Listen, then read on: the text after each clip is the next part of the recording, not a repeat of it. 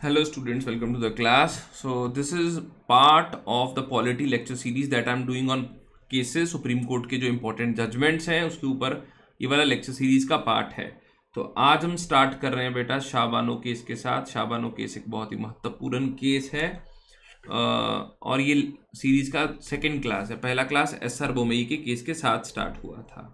तो शाहबानो केस को समझने से पहले हमें एक महत्वपूर्ण चीज समझ लेते हैं. There is something called as personal laws. Personal laws क्या होते हैं बेटा? जिस तरह से हमारे पास संविधानिक कानून होते हैं और आपराधिक कानून है, जैसे इंडियन पीनल कोड है, हाँ, और क्रिमिनल प्रोसीजर कोड है कि अदालतों में केसेस किस तरह से चलेंगे, तो उसी तरीके से हमारे पास पर्सनल लॉज होते हैं. पर्सनल लॉज किस किस चीज को डील करते हैं? पर्सनल लॉ सबसे पहला आपका शादी के साथ डील करता है, मैरिज के साथ. जैसे मुस्लिम लॉ है जिसके अंतर्गत मुस्लिम पॉपुलेशन का शादी होता है. हिंदू मैरिज एक्ट है, हिंदुओं की शादी होती है. शादी को लेके, तलाक को लेके, मेंटेनेंस को लेके,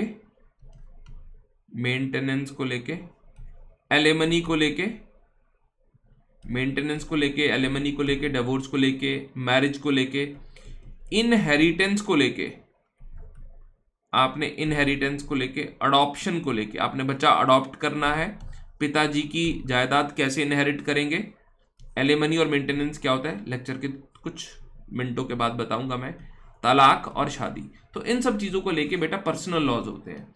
जब हिंदुस्तान आजाद हुआ, हमारे देश में बहुत अलग अलग धर्मों के लोग रहते थे. हिंदू, मुस्लिम, सिख, ईसाई, जैन, बुद्धिस्ट और क्रिश्चियंस. तो सब लोग शादी, एक हमारे देश में शादी ब्याह ये एक कल्चरल कंसेप्ट है, ये हमारी संस्कृति का हिस्सा है. मतलब हर धर्म की संस्कृति अलग है, हर धर्म का कल्चर अलग है. तो शादी ब्याह, डिवोर्स, इनहेरिटेंस, अडॉप्शन ये धर्मों के हिसाब से ज्यादा होता आया है. तो ये कहना भी बिल्कुल उचित रहेगा कि हमारे देश में जो रिलीजन है, religion has always been the denominator of the personal laws.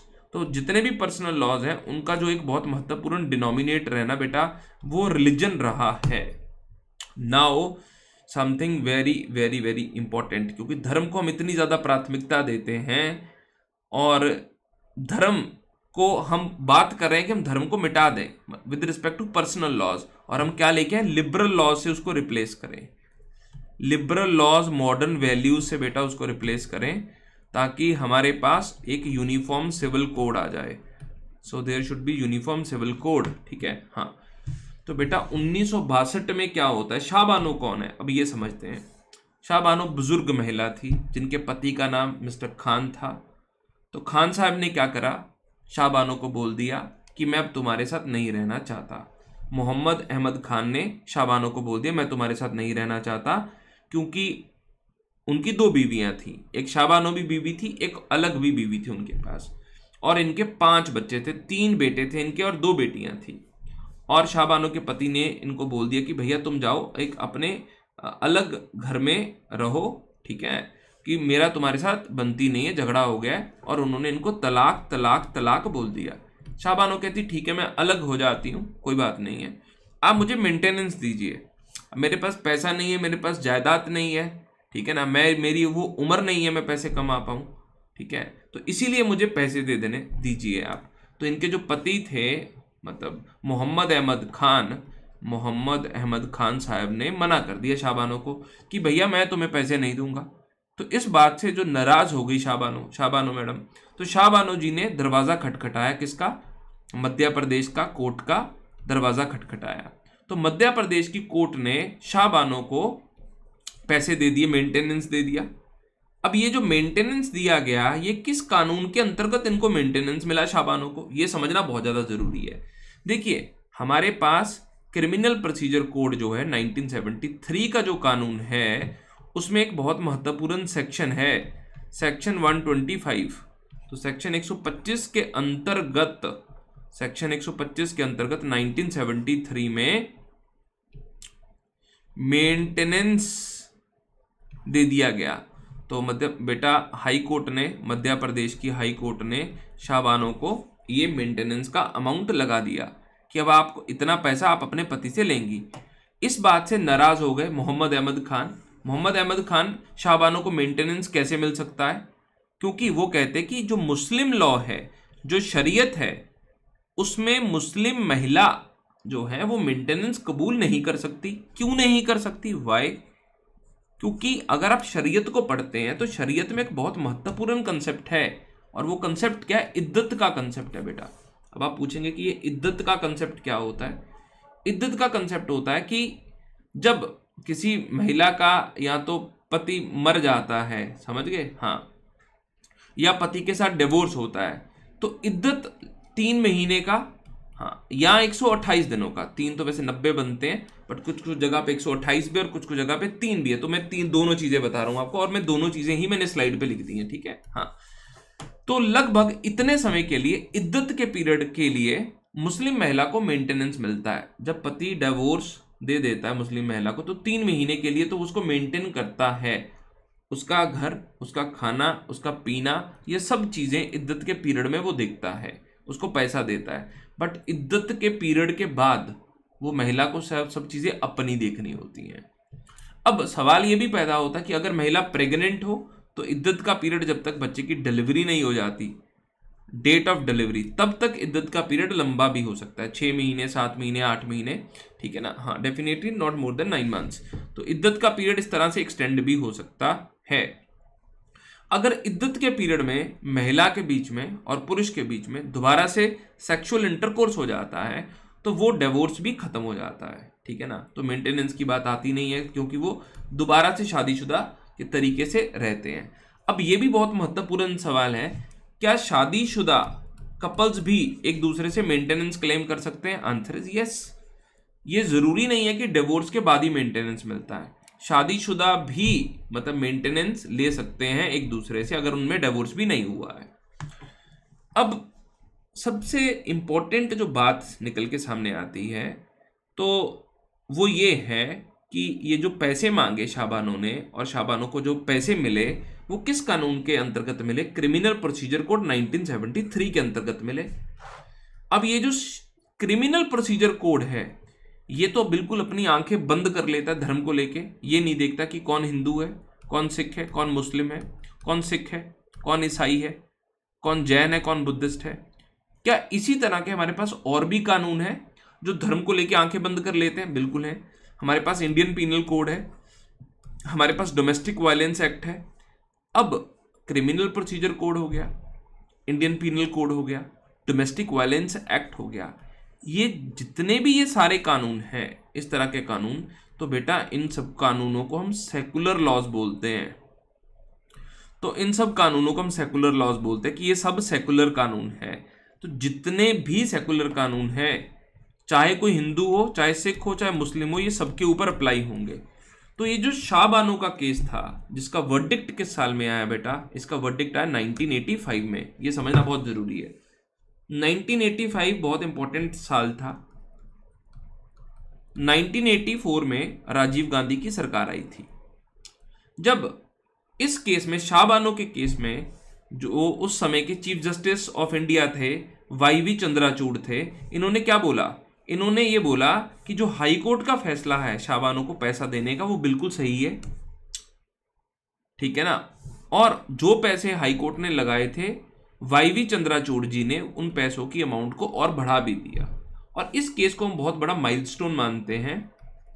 और ये केस कहीं ना कहीं ये बताता है कि जो मुस्लिम महिला है, उनका जो अधिकार है मेंटेनेंस लेने का, वो किसी भी महिला के बराबर है। तो शाहबानो केस ने मुस्लिम महिलाओं को एक बहुत बड़ा इमेंसिपेशन दे दिया, बहुत बड़े राइट्स दे दिए इन्होंने। नाउ अब जब ये चीज़ हुई, 1985 में केस हुआ और सुप्रीम कोर्ट ने फैसला सुना के मुस्लिम महिलाओं को हिंदू महिलाओं के बराबर खड़ा कर दिया।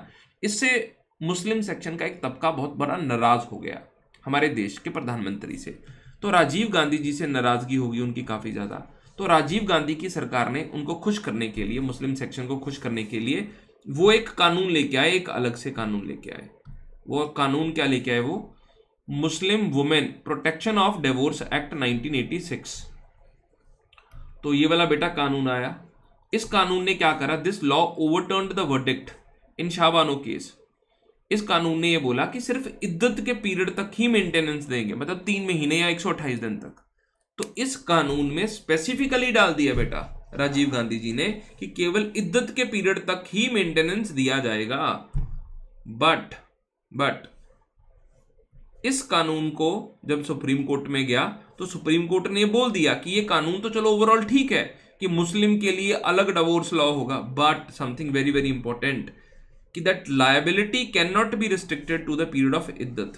तो आज की डेट में अगर हम देखते हैं प्रेजेंट सिनारियो क्या है, चाहे तो डिवोर्स का चक्कर हो, चाहे कोई मुस्लिम महिला के ऊपर अत्याचार का केस हो, डोमेस्टिक वायलेंस का कोई चक्कर हो, चाहे उसकी मेंटेनेंस का इशू हो, चाहे एलिमनी का इशू हो, इन सब चीजों के ऊपर इनडायरेक्ट तरीके से आप ये कह सकते हैं कि हमारे सारे सेकुलर लॉज जो हैं वो एप्लीकेबल होते हैं।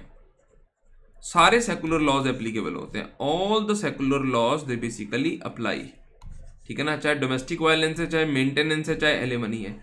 तो ये भी कहा जा सकता है कि जिस तरह से हमारे देश में शोर बहुत रहता है कि हमें एक यूनिफॉर्म सिविल कोड लेके आना चाहिए, तो हमारे देश में यूनिफॉर्म सिविल कोड आ चुका है, बट वो डायरेक्ट तरीके से तो नहीं आया है। मैं ये कहूँगा वो एक इनडायरेक्ट तरीके से हम यूनिफॉर्म सिविल कोड की ओर मूव कर चुके हैं। हाँ, एक और महत्वपूर्ण जानकारी पॉलिटी के पर्सपेक्टिव से बता देना चाहता हूँ कि जितने भी पर्सनल लॉज हैं ये कंकरेंट लिस्ट में फॉल करते हैं। इसमें केंद्र की सरकार भी कानून बना सकती है और इसमें राज्य की सरकार भी कानून बना सकती है, यूनियन गवर्नमेंट भी बना सकती है और स्टेट की सरकार भी इसमें कानून बना सकती है। अब दो टर्म्स बहुत ज़्यादा यूज होते हैं जब भी हम इस चीज़ को पढ़ते हैं, एक एलिमनी और दूसरा मेंटेनेंस। अब इन दोनों में बेटा क्या अंतर है, what is the difference between alimony and maintenance? अगर जो एलिमनी होता है ना, alimony is one time allowance जो आप पार्टनर को देते हैं, लमसम अमाउंट एक ही बार दिया जाता है। अगर दो लोगों के बीच में डिवोर्स हो रहा है तो एक बार अमाउंट दिया जाता है और वो काफ़ी बड़ा अमाउंट रहता है, 20 लाख 25 लाख, डिपेंडिंग अपॉन की फाइनेंशियल कंडीशन क्या है। और ये जो एलिमनी होता है ये टेम्पररी अलाउंस होता है। Alimony is nothing, sorry, maintenance क्या होता है, ये टेम्पररी एलिमनी है, कुछ समय के लिए, जब तक आपके पार्टनर इतना सक्षम नहीं हो जाता पैसा कमाने में। अगर आपका पार्टनर सक्षम हो गया पैसा कमाने में तो बेटा उसको मेंटेनेंस खत्म कर दिया जाता है। तो आज की डेट में सिनारियो क्या है बेटा, मुस्लिम महिला को मेंटेनेंस मिलेगा, मुस्लिम महिला को एलिमनी भी मिल सकती है और सिर्फ इद्दत के पीरियड तक ही कन्फाइंड नहीं है, उसके बाद भी मिल सकती है। और मुस्लिम महिला हाँ कोर्ट में जाके ये भी कह सकती है कि उससे डॉरी मांगी गई है और उसके ऊपर अत्याचार हुआ है। तो इन चीज़ों के ऊपर आप ये कह सकते हैं मुस्लिम महिला के ऊपर शरीयत का लॉ जो है, हाँ शरीयत लॉ है, ऑल इंडिया, ये देख लीजिए, मुस्लिम पर्सनल लॉ ये भी लगता है प्लस सेकुलर लॉज भी लगते हैं। तो अगर शाहबानों ने हिम्मत ना दिखाई होती तो आज मुस्लिम महिलाएं इतनी इमेंसिपेटेड फील ना करती हिंदुस्तान में जितनी वो आज कर रही हैं। तो मुस्लिम महिलाओं के पास बहुत अधिकार देने के लिए शाहबानों का बहुत अहम रोल है। तो हमें शाहबानों को बेसिकली सलाम भी करना चाहिए क्योंकि इन्होंने थोड़े सेकुलर सिस्टम की तरफ को मोड़ दिया, डायरेक्शन को मोड़ दिया है। तीसरा केस बेटा कल होगा हमारा, तो इस तरह की लेक्चर सीरीज हम कर रहे हैं केसेस की। अगर आपको ये सीरीज पसंद आ रही है तो आप अनअकैडमी पे मेरे प्रोफाइल को जाके फॉलो कर सकते हैं and you can also join my Telegram channel. आप जी राजपूत करके सर्च कर लीजिए, आपको वहाँ पे मिल जाएगा बेटा, मेरा फोटो लगा हुआ मिल जाएगा। प्लस मैं अनअकैडमी के ऊपर पब्लिक एडमिनिस्ट्रेशन पढ़ाता हूँ, पॉलिटी पढ़ाता हूँ, एथिक्स पढ़ाता हूँ, गवर्नेंस पढ़ाता हूँ।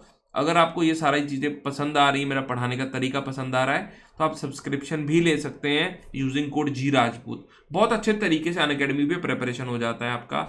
आप कई बार लेक्चर मिस हो जाते हैं तो आप रिकॉर्डेड फॉर्म में भी लेक्चर्स को देख सकते हैं। कभी मन होता है रिवीजन करने का तो मतलब फास्ट करके भी इन मल्टीप्लाई वो 1x की स्पीड के ऊपर 2x की स्पीड के ऊपर भी लेक्चर्स को देख सकते हैं। चलिए बेटा, this is all for the moment, bye bye, take care, have a nice day.